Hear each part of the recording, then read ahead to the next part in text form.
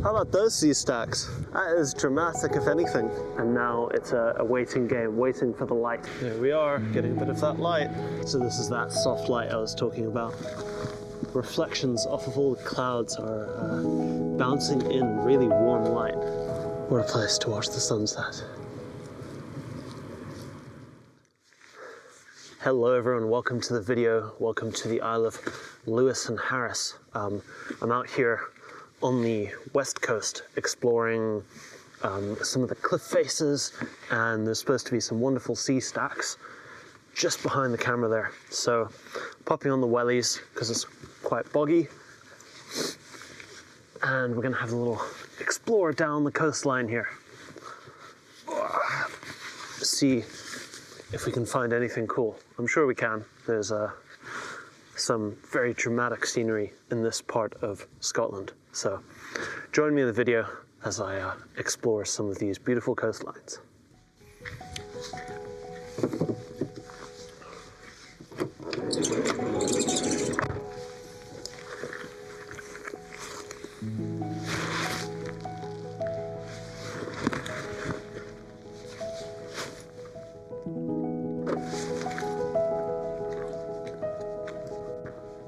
So those beautiful sea stacks are just there on the cliff behind me. So what I'm gonna do is actually head around onto that far peninsula and try and get an angle of view looking back down the coast, because there's wonderful cliffs all the way down that way. And there's not much of a backdrop looking from this direction. So I think that angle looking back north up the coast should provide for a good angle of those sea stacks.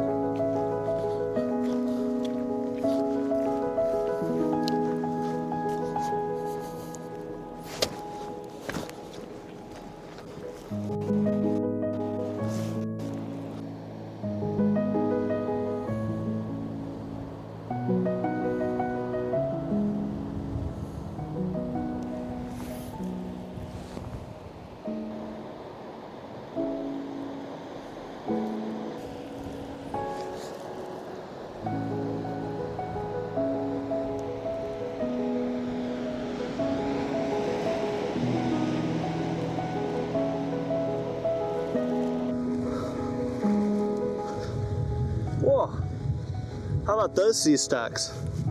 That is dramatic, if anything.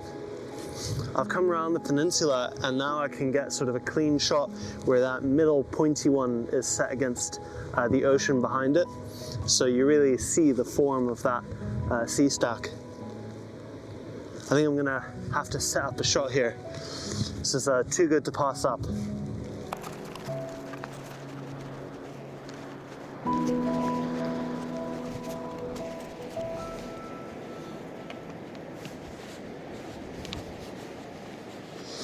So my instincts here are to go for a 4x5 with that middle spire just bang in the center.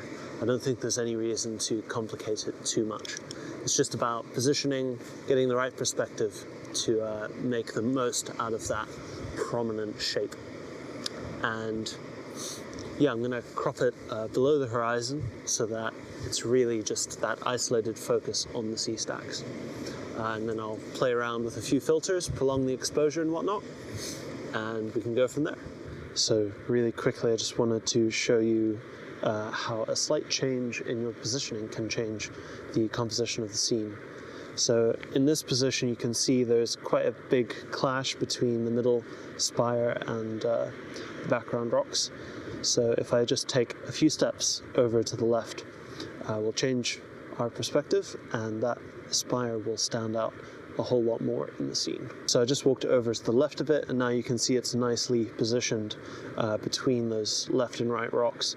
But there's still potentially a little bit of a clash with that background rock interrupting the spire shape.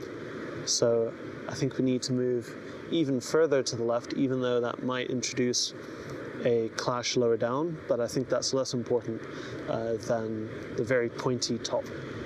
So last movement, further up the hill, and we can see now that I think this is probably the optimal perspective for that scene, where the middle spire is really exaggerated in its shape due to our perspective. So a polarizer can be a really important tool when dealing with this sort of scene, and I'll show you really quick through the video. As I spin this, the reflections on the water completely diminish, and I'm at a 90-degree angle roughly to the sun, so that's when it's going to be most effective. And it can be really useful in helping to simplify a scene like this. Sometimes the reflections, if I just spin that back really quick, can cause quite a lot of distraction. And in this case, I think turning the polarizer all the way to full whack helps to really isolate those SEASTACKS and set them off against the white swirling water that's sort of eroding them. So in this case, I'm going to keep the polarizer on, and then I'm also going to put a 6-stop ND filter to extend that shutter speed even longer into the sort of 2.5 to 3 second range.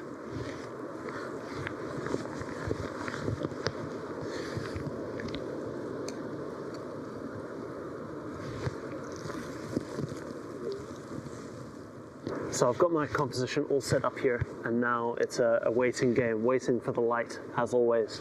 There is patchy clouds up above, so I'm quite hopeful that we'll get a nice stream of light. I've seen it playing off in the distance over the far cliffs, but of course it's just waiting for it to hit my actual subject here.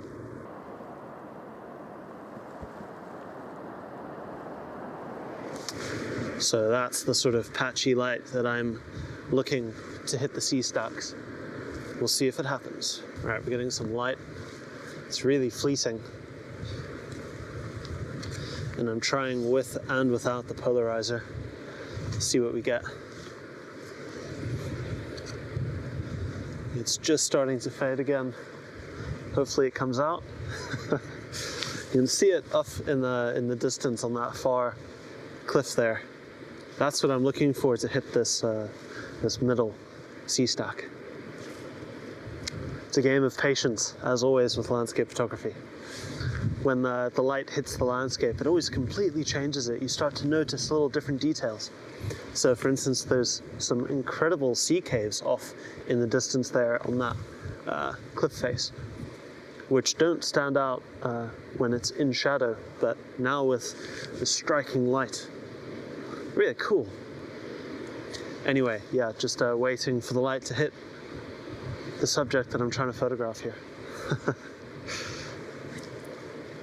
I think we're really about to get some stronger direct. Yep, I can see it hitting the cliffs there. Fulmar just flew up the cliffside. Is it going to work its way around? It's really exciting just standing and watching as the light changes over the landscape. I would highly encourage all of you out there to do the same. Choose a composition and then sit with it for 45 minutes to an hour. See how things change as the light changes. There we are, getting a bit of that light. This is looking really great. I've just double checked my exposure here, make sure I'm not clipping any highlights with the introduction of more light.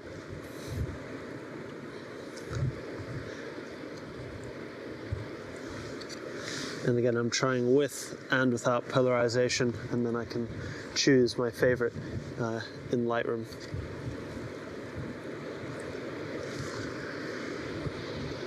Beautiful soft glow. Got a great color contrast here between the oranges and the yellows of the SEASTACKS versus those deep turquoises and blues in the water. So it's going to be a good one to process because we can really play around with those black and white sliders. And of course it's got a natural complementary color if I choose to keep it in color, that is.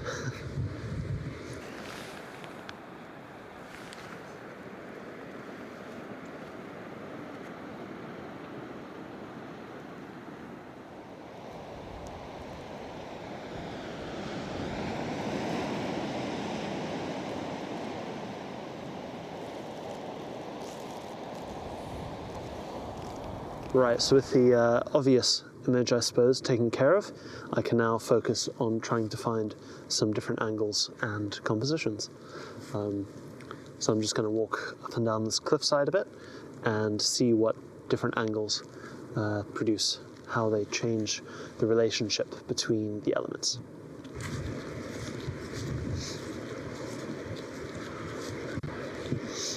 I'm going to go quite to the edge.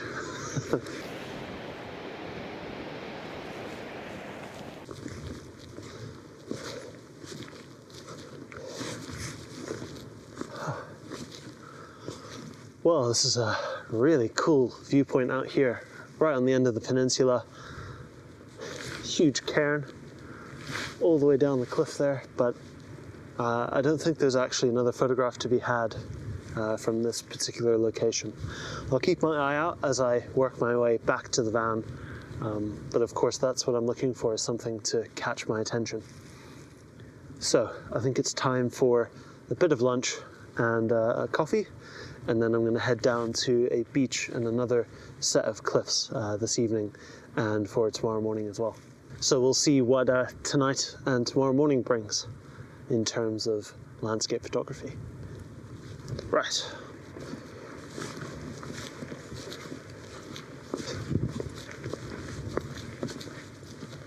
So I did spot one thing on my way back. It's these grasses growing in this pool of water in the peat bog, set against this white rock.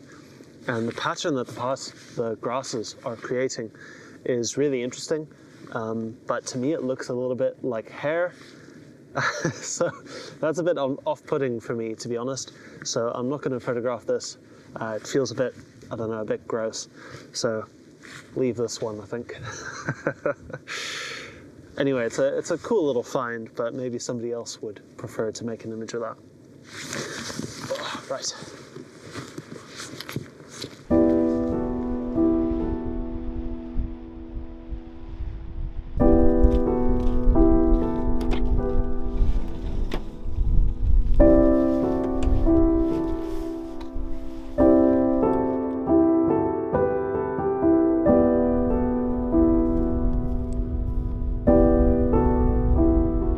Next, I headed far off the beaten path, something I often try to do on these trips, as I value the sense of exploration and discovery of my subjects.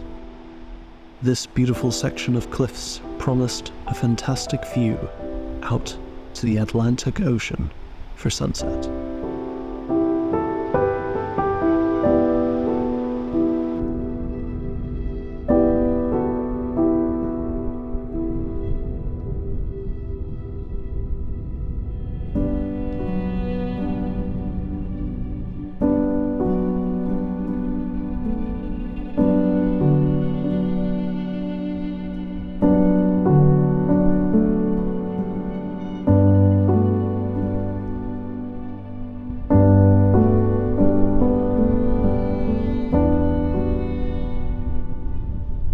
So I had a bit of a wander down the cliff, and there wasn't anything really that way.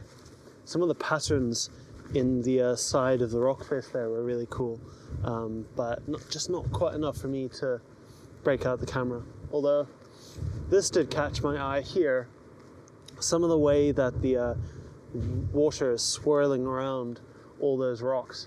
So I think I'm going to break out the long lens here and try and zoom in and take probably a really long exposure, something in the 20-30 second, get something where the water is almost completely sort of misted out. I struggle with these scenes when using a shorter exposure. They've got a lot of energy, and I tend to look for sort of peace and calm in my photography. So I think that really long exposure should help to bring a bit of that feeling to the image. Anyway, I'm gonna stop waffling and get the camera out and try and make something here.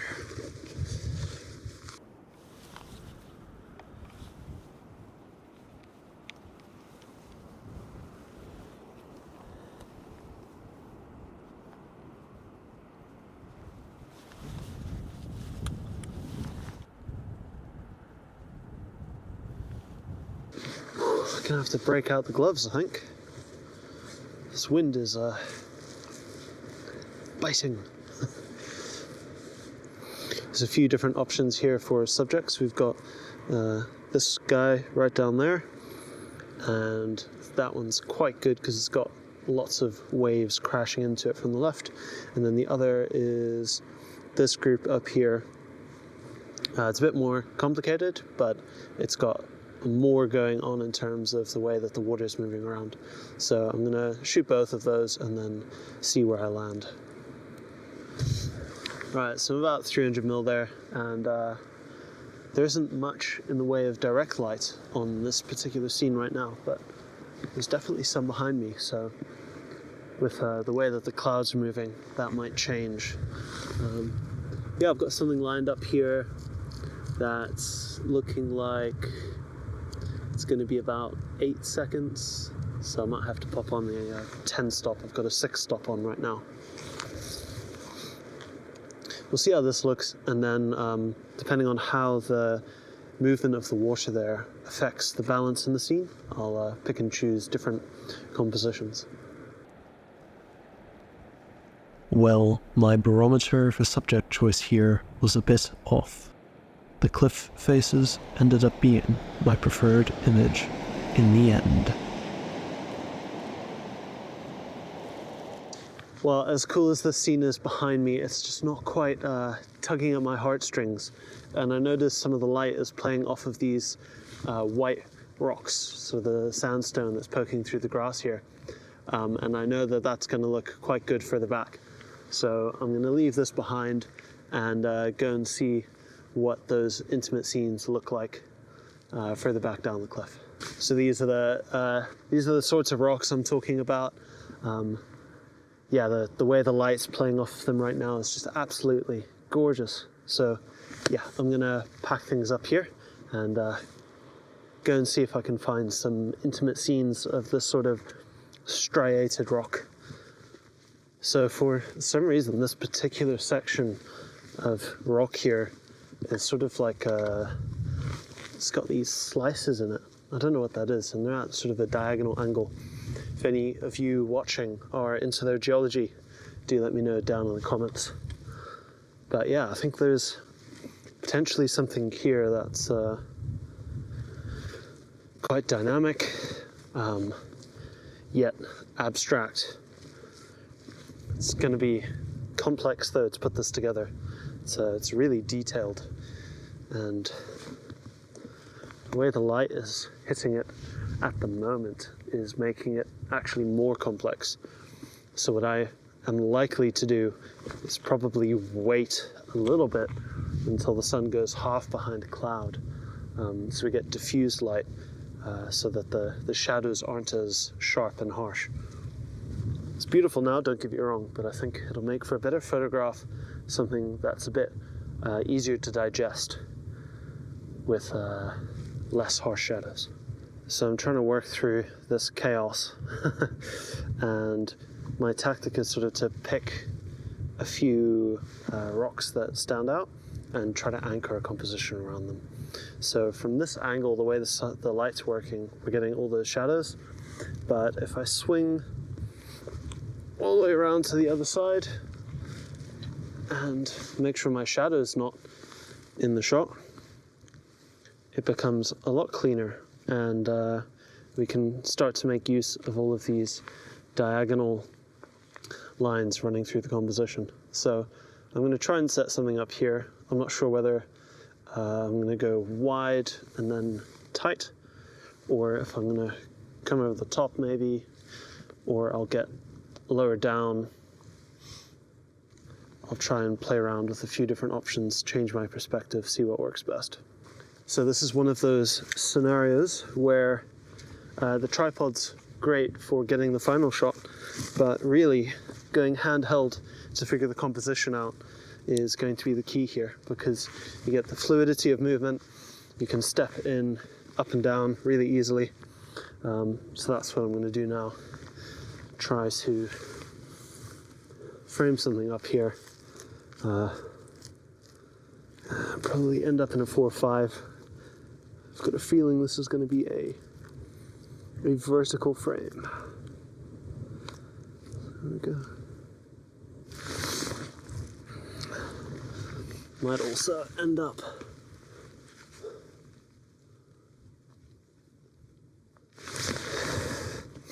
probably also end up having to focus stack this, depending on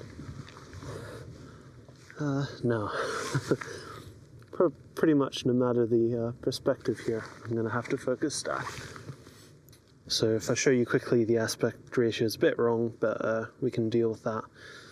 So I think getting close and wide is really emphasizing those boulders as subjects, and then stepping back,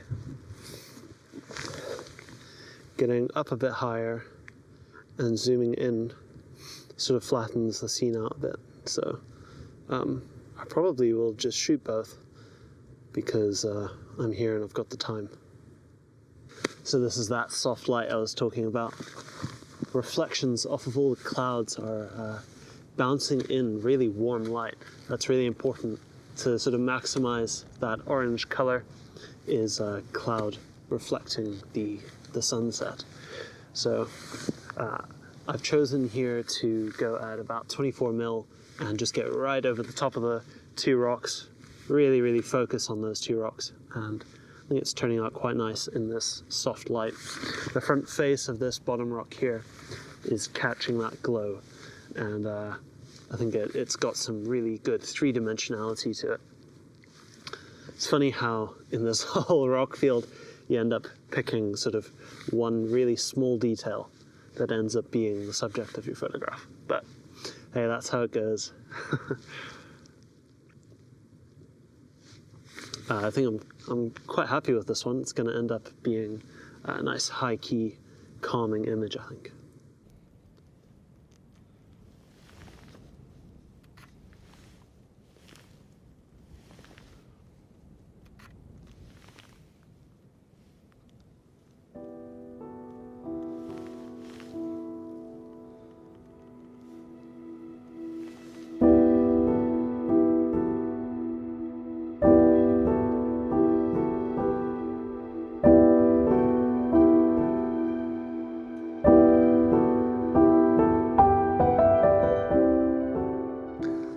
Right, I think that's going to wrap things up for this evening. Had a great time just here photographing these rocks.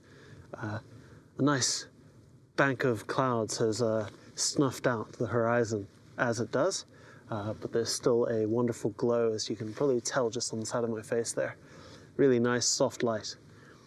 Anyway, gonna get a good night's sleep tonight and then head down to this beach not far from here, about a mile.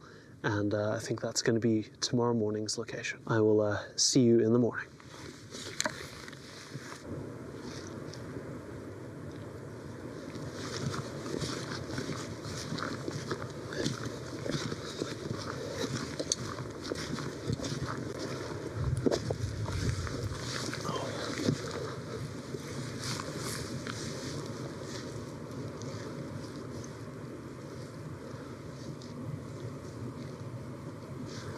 What a place to watch the sunset.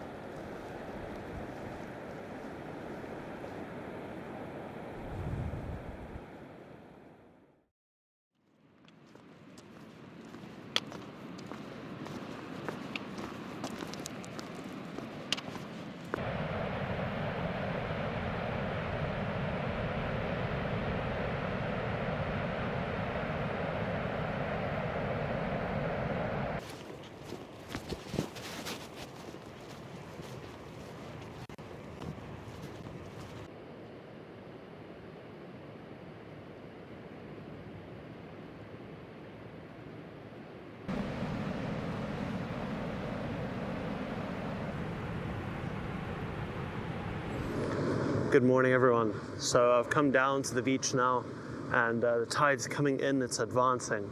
And as it interacts with these rocks, there's all this kelp and seaweed that is sort of flowing and clinging onto the rocks.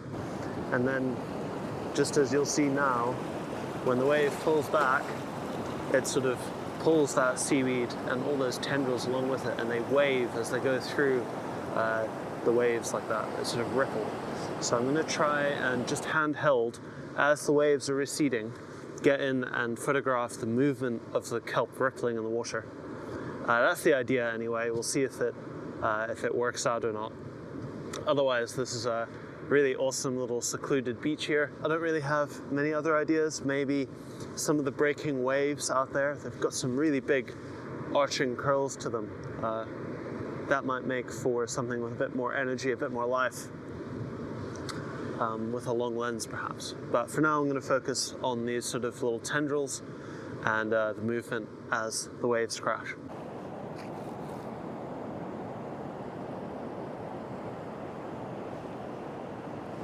So it was an interesting idea, I think, a good concept for an image, but couldn't quite get things to line up in the way that I was imagining. So I'm going to keep that one locked up away for another time, and if that catches my attention again, then I'll try and make another image. But for now I'm going to change focus because those big waves out there are breaking quite dramatically, as you can just see there, hopefully. Huge splashes against the cliffs. So I'm going to break out the 100 to 500, I think, and try and zoom in and get some vignettes of the crashing waves. A few things to consider here. First is obviously using the right lens. Get something that's sort of longer than 100 mil, ideally 300 plus, and that's going to really allow you to zoom in on those breaking waves. The other is that you don't want a self-timer. Usually I shoot with a 2-second timer, but obviously here we're going to be following the motion of the waves, so we actually want to set it up in a sort of a burst mode. And then lastly is, of course, that I'm shooting handheld, not on a tripod. That's because, as I said, you need to be able to follow where the waves are, and those are continuously moving. And without the use of something like a gimbal, it would be very difficult to do on a tripod. So I'm going to give this a go. Oh, look at that. Huge crashing waves, and see what we can come up with. Set coming in now, breaking in front of the cliffs.